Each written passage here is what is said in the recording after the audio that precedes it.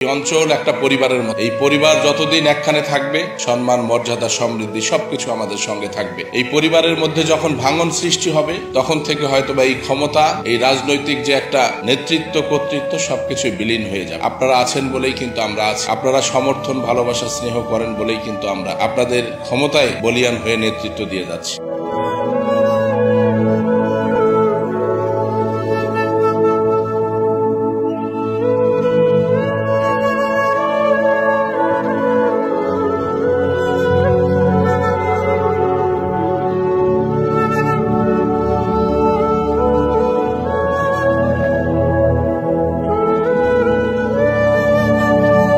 এই অঞ্চল একটা পরিবারের মতো। এই পরিবার যতদিন একখানে থাকবে, সম্মান, মর্যাদা, সমৃদ্ধি সবকিছু আমাদের সঙ্গে থাকবে।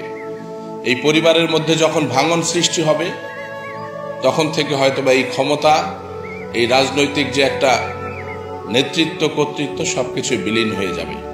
আপনারা আছেন বলেই কিন্তু আমরা আছি। আপনারা সমর্থন, ভালোবাসা, স্নেহ করেন বলেই কিন্তু আমরা আপনাদের ক্ষমতায় বলিয়ান হয়ে নেতৃত্ব দিয়ে যাচ্ছি। আমাদের সকলের জন্য দোয়া করবেন।